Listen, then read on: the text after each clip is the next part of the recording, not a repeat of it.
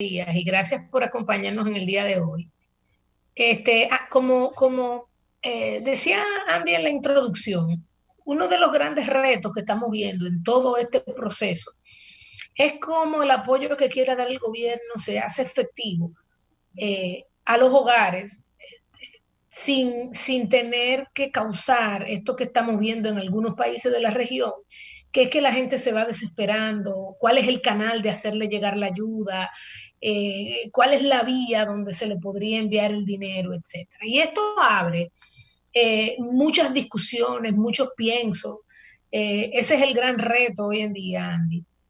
Y yo quiero reflexionar un poco en cómo en los últimos años se ha evolucionado tanto a nivel de la penetración bancaria, cómo se ha evolucionado tanto a nivel de las capacidades de análisis y de correr grandes programas que nos ayuden a hacer efectivas muchas cosas, que hace ya muchos años tenemos el plan ProSoli, tenemos solidaridad.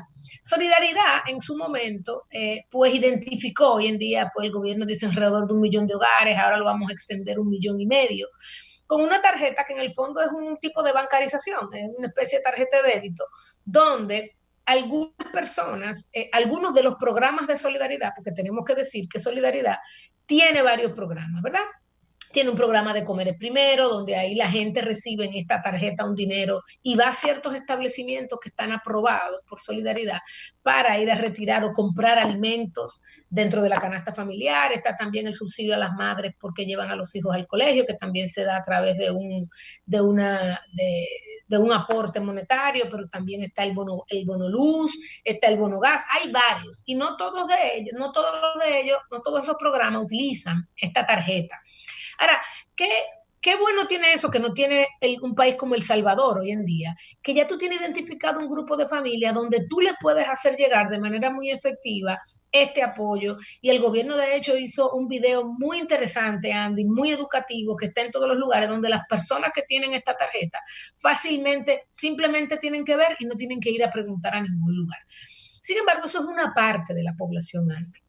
Si usted pones a ver, somos 10 millones. De los 10 millones, la población económicamente activa debe estar alrededor de 5,5 millones y de esos 4,6, 4,7 millones se encuentran laborando. De ese 4,6 millones, estamos hablando de que casi 2 millones, alrededor de 2 millones, son personas informales.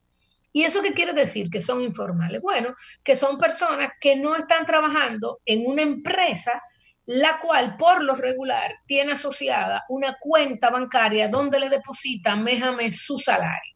Eso en la empresa más grande, porque en la empresa que son pequeñitas, las empresas de 2 y 3, que son muchas de subsistencia, pero algunas son empresas formales, muchas veces pagan gran parte de los salarios en efectivo, porque algunos de los trabajadores no tienen.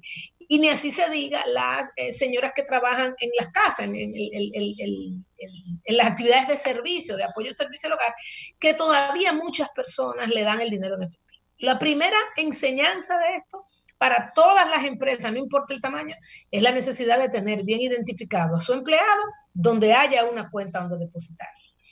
Para el apoyo a este tipo de empleados, Andy, es muy fácil, digamos, hoy en día con las herramientas que ya cuenta la banca y como se está haciendo tal cual en el programa FASE que ha implementado el gobierno, que me gustaría hacer un comentario ahí, y es que el gobierno ha utilizado muy efectivamente la información de personas formales, que ha hecho a través de sus empresas. Estas empresas entran la información, hay todo un mecanismo legal, pero entran la información de la persona, primero del RNC de la empresa, del ID o la cédula de la persona.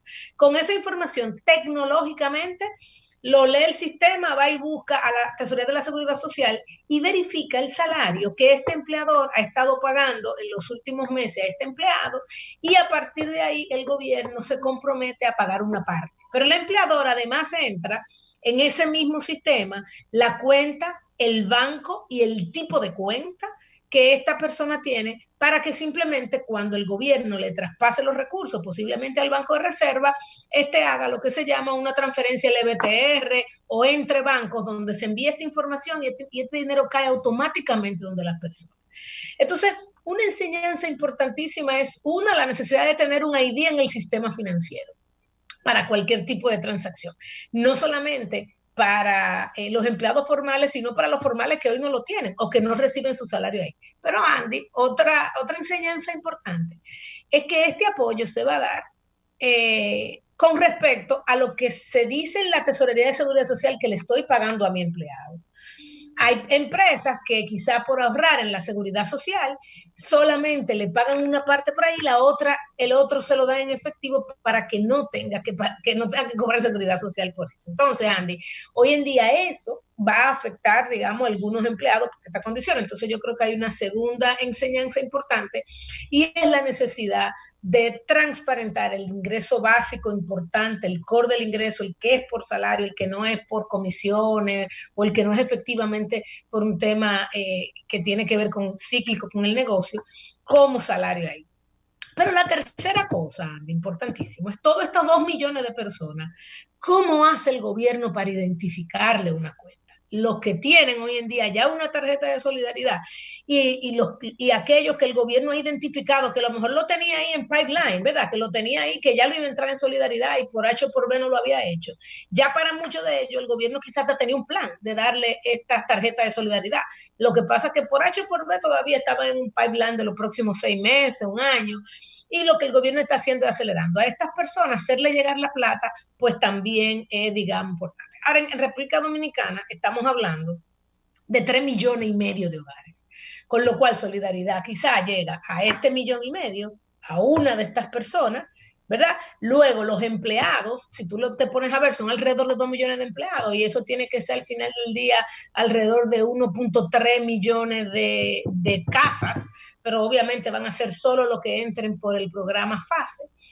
Y luego están los que digo yo están desconectados de cómo el gobierno puede tener un acercamiento efectivo a ellos. Pueden estar en la banca, pero no hay forma de saberlo. Que son aquellos, te voy a decir, los que trabajan en el sector de la construcción, que son contratistas, que es un albañil, que es una persona que hace trabajos para la casa, que hoy en día se maneja financieramente, pero que no trabaja, no está identificado en ninguna empresa y que posiblemente es una persona que hoy te gana haciendo su trabajo 50, 60, 70 y vive hasta 100, vive en algún lugar donde solidaridad no llega como tal, pero, y no tiene una tarjeta ProSoli, pero que hoy en día está ganando cero, cero, porque la construcción está parada, porque si tú vendes en la calle está parado, si tú vendes unas pacas está parado. Entonces, esta gente, el gobierno quisiera llegarle. ¿Cómo le puede llegar efectivamente el gobierno?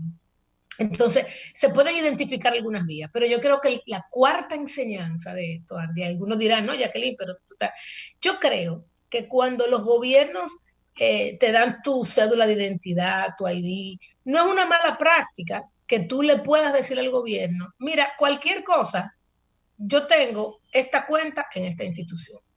Con eso tú no le estás diciendo, estos son mis certificados. No, no, no, tú lo que le estás simplemente diciendo al gobierno, en cualquier evento tú me puedes contactar. Y eso, Andy, sería súper útil en este momento.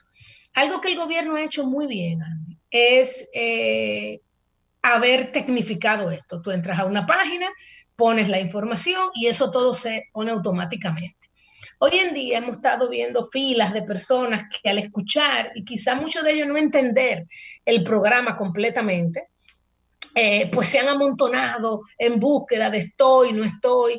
Hoy en día, Andy, sin temor a equivocarme, debe haber de las personas adultas de más de 20 años, si tú quitas la zona rural, el 100% tiene un celular con acceso a algún tipo de datos, el 100%. Hoy en día casi todo el mundo utiliza una red social, inclusive utilizan algunas tecnologías de pago por teléfono, con lo cual el gobierno podría subir de tener algo mucho más masivo, alguna plataforma rápida donde tú puedes poner cédula de la persona y si está en alguno de los programas. ¿Cuál es el gran reto aquí? Tú pones, mira, esta es tu cédula y te va a llegar tanto. Cualquier gente que se sepa tu cédula puede ir y entrar y ver esa información. O sea, tampoco es a nivel de seguridad que es tan simple. Es el menor de los males ante una situación como esta. Pero ciertamente esas son de las medidas que se podrían tomar. Ahora bien, dado que eso no es una realidad, de que los gobiernos hoy no simplemente tienen nuestra cédula, saben cómo nos llamamos, Andy, muchas veces nos mudamos y no lo decimos donde vivimos. Ese es otro de los problemas. En otros países, cada vez que tú te mudas, tienes que ir a la escuela de ese lugar, tienes que notificar, porque de eso dependen muchas cosas de tu estilo de vida. Y eso es adecuado. Saber si ya tú no vives en Los Prados, si ahora tú vives en tal lugar, eso es lo correcto. ¿Para qué? Para que la planificación, tanto urbana como todo este tema de gestión gubernamental, sea un poquito más efectiva. Eso tampoco está hoy. O sea, el gobierno no puede decir, mira, yo tengo la población distribuida de esta forma. La gente ni siquiera actualiza su cédula para saber su estado, si está casado o no, si efectivamente terminó una educación. Y hoy en día, Andy, la data, la información es oro y es lo que nos ayudaría. Ahora, ante esto, tú dices, Jackie, ¿y cómo lo puedo hacer? ¿Cómo podemos utilizar vías efectivas? Bueno, hay un montón de cosas. Hoy en día, por ejemplo, tú tienes el buró de crédito, donde en el buró de crédito tú sí podrías identificar la cédula de las personas que tienen, ponte tú, una tarjeta de límite hasta 20,000 pesos y es lo único que tienen en el sistema. Si eso tú lo cruzaras con los empleados de la TCS que existen o con Prosoli, podría sacar a aquellas personas que tienen una alta probabilidad de tener un ingreso bajo y que además de tener un ingreso bajo, no está hoy en día, no va a ser parte de ninguno de los dos enfoques anteriores. Es casi seguro que la mayor parte de la gente que no tiene ni siquiera una tarjeta de crédito hoy en día esté en algún programa de solidaridad. Con la información que tenemos va a ser casi imposible llegarle a todos, pero sí, con eso, de al menos una tarjeta y una única, o que la haya tenido en los últimos 12 meses, el máximo del límite en una tarjeta, tú podrías identificar a la persona. Si tú identificas esa cédula y con las 2 o 3 instituciones más grandes de este país, Andy, tú puedes armar y decirle, mire, siéntense, 3 líderes de esta cabeza, aquí hay una data de cédula de personas que posiblemente yo quiera ayudar. Efectivamente ellos van a poder buscar si tienen cuentas para depositarle. Y eso es un algoritmo rápido, se puede hacer, lo que hay es que coordinarlo. Y otra cosa que hemos visto, Andy, que no es menor, es que hoy en día los líderes privados están abiertos a que si el gobierno dice vamos a trabajar, ellos se van a sentar a trabajar. Entonces, claramente, cualquier institución que tú la sientes y le diga, mira, vamos a ejecutar esto, pues también nosotros lo podemos hacer. Además, hay otro grupo de personas, Andy, que hoy en día tienen relación con bancos más pequeños, que son los bancos de microcrédito o los que le dan préstamo a vehículos, que eso es lo único que tú ves que tienen en el sistema, que tú lo podrías ver a vehículos de bajo monto, y eso es lo único que tienen, no tienen una tarjeta, no tienen más nada, pero tienen eso. Hoy en día la gente de Uber, por ejemplo, mucha gente que trabaja en Uber, lo que hace es que compra un vehículo en una institución de estas financiadas, regularmente a altas tasas, porque quizás no tienen historia crediticia, pero por lo menos tú por ahí le podrías llegar a ese grupo de personas y armar la misma logística. Pero realmente, Andy, seguirá siendo un reto. La comunicación es esencial, comunicar sin dejarnos de comunicar. Pero Andy, de ahora en adelante, le hemos dado más peso a la información en el tiempo, pero hay que darle más peso a la información. Las empresas hoy quisieran saber, casi todas, los clientes que tienen, en qué sector trabajan, para saber cuáles de sus clientes están siendo más severamente afectados, si son del sector construcción, si son del sector de venta de vehículos, si están en gobierno, porque tú sabes si está en gobierno que ese cliente posiblemente no esté perdiendo su ingreso, pero tú sabes que si está en el sector construcción sí, y así tú también puedes segmentar a quién tú le das los 3 meses de préstamo, ¿no? Porque a los empleados posiblemente del gobierno o los que están más estables, tú le puedes en vez de dar 3, 2, porque posiblemente una persona de su casa puede haber perdido el empleo. Pero Andy, yo creo que esas son las grandes enseñanzas, la necesidad de ir como sociedad siendo más transparente como individuo, la necesidad de organizar la información de la gente, de bancarizarnos también, Andy, pero sobre todo la importancia de que el gobierno en estos momentos comunique bien y ejecute un plan efectivo, minucioso, de poder hacer llegar esto lo mejor que se pueda. Andy, tenemos restricciones y sabemos que vamos a tener que vivir con esas restricciones. Ese va a ser un gran reto.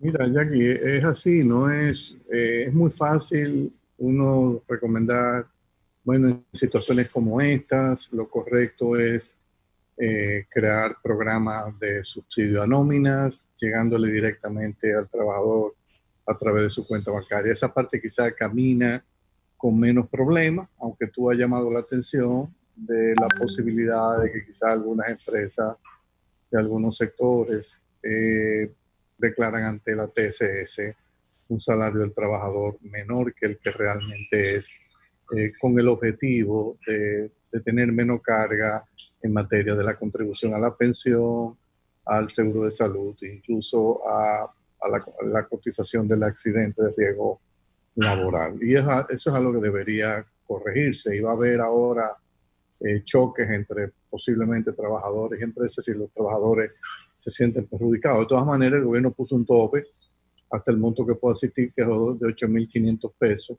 En consecuencia, esto perjudicaría a quienes en la TSS aparecen con salarios bastante inferiores a 8.500 pesos mensuales, que yo no pienso particularmente que sean la mayoría de los empleados.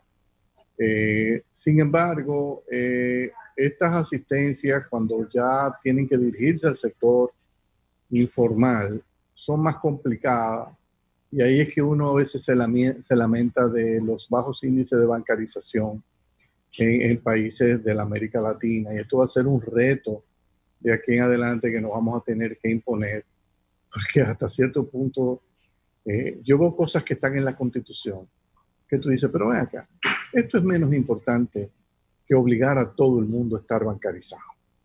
Si todo el mundo estuviese bancarizado en esta situación, aquí no habría ningún problema en montar los programas de subsidios directos transitorios para hacer frente a esta pandemia.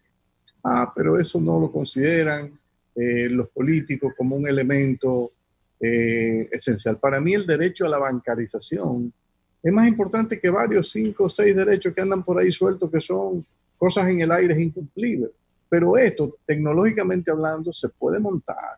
Todo el mundo debería tener. Así como tiene un número de cédula que tú planteas, debería tener una cuenta bancaria. O sea, tiene que ser algo, hasta cierto punto es la forma que tú vas a tener, inclusive de combatir evasión fiscal a mediano y largo plazo. Entonces eso es algo que tenemos que identificar. Lo otro que yo me atrevería a proponer es que el gobierno, a medida que empezó esta semana ya el otorgamiento de estos subsidios, identifique rápidamente, y no puedo perder mucho tiempo, dónde están las fallas para corregir. O sea, tiene que estar abierto a escuchar las críticas y tiene que estar abierto a tener 2 o 3 opciones para corregir la falla. Porque si no, va a terminar el programa que está muy bien intencionado y políticamente correcto desde el punto de vista económico, puede terminar totalmente desprestigiado. Entonces, eso es fundamental. Ahí vimos lo que sucedió en El Salvador. Y en El Salvador realmente, bueno, aparte de que ese presidente, como se dice, tiró los muebles por la ventana, o sea, prácticamente ofertó hasta los pantaloncillos. O sea, y no es posible, o sea, el populismo tiene un límite. Entonces, aquí tenemos un presidente mucho más prudente, mucho más moderado fiscalmente, que sabe que el país puede llegar hasta un límite sin comprometer excesivamente a las generaciones futuras, porque al final de cuentas, todo lo que se ve ahora, y eso lo puede anotar todo el mundo, señores, estamos tomándole un crédito a las futuras generaciones, ya sea con una deuda que vamos a crear, y esa deuda a su vez va a tener que ser pagada por mayores impuestos en el futuro. Lamentablemente no hay otra forma, porque nosotros no somos un país de moneda dura que podemos hacer uso de lanzar papeletas desde los helicópteros, porque es un billete que todo el mundo desea. No es dólar que estamos tirando, es pesos dominicanos. Entonces, aquí correríamos el riesgo de una devaluación masiva. Pero lo importante me parece es que en estos primeros días, en que el gobierno ha comenzado a hacer llegar los subsidios, corrija rápidamente dónde puede estar la falla, principalmente si se creó un nuevo programa bajo el manto de solidaridad, cómo va a ser esa distribución de que no genere un caos. Y lo otro es tener un plan B. Uno ve muchos videos, uno no sabe cuánto es verdad, cuánto es mentira.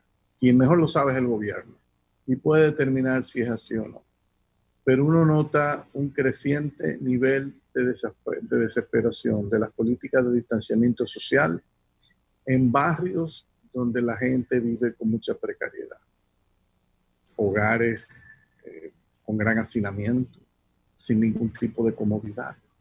Tú decirle ahí a esos hogares de 4 y 5 personas que se mantengan dentro de su hogar 30 días consecutivos, es cuesta arriba. O sea, es una situación difícil y luciría que es inaguantable. Entonces, habría que tener un plan B. Y el plan B debería ser, bueno, ¿qué pasa si yo no puedo sostener permanentemente durante 3, 4 meses o 3 meses las políticas de distanciamiento social? Que sabemos que va a repercutir en la economía. ¿Cómo yo puedo ir abriendo por segmento la actividad económica, teniendo en cuenta las necesidades que tienen los informales de ir a la calle a producir lo que necesitan para vivir?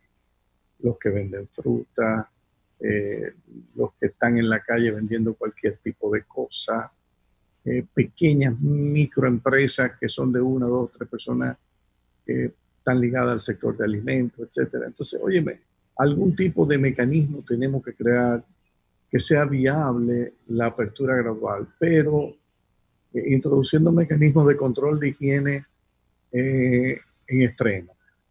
Nosotros hemos estado viendo recientemente cómo ya en varias ciudades de los Estados Unidos y en algunos países del mundo están haciendo obligatorio que la gente que quiere salir a la calle, porque los mismos gobernadores se están dando cuenta de que es inviable no tienen ni suficiente fuerza militar para mantener a la gente dentro de sus hogares, están exhortando a la gente que salga con mascarilla y con guantes.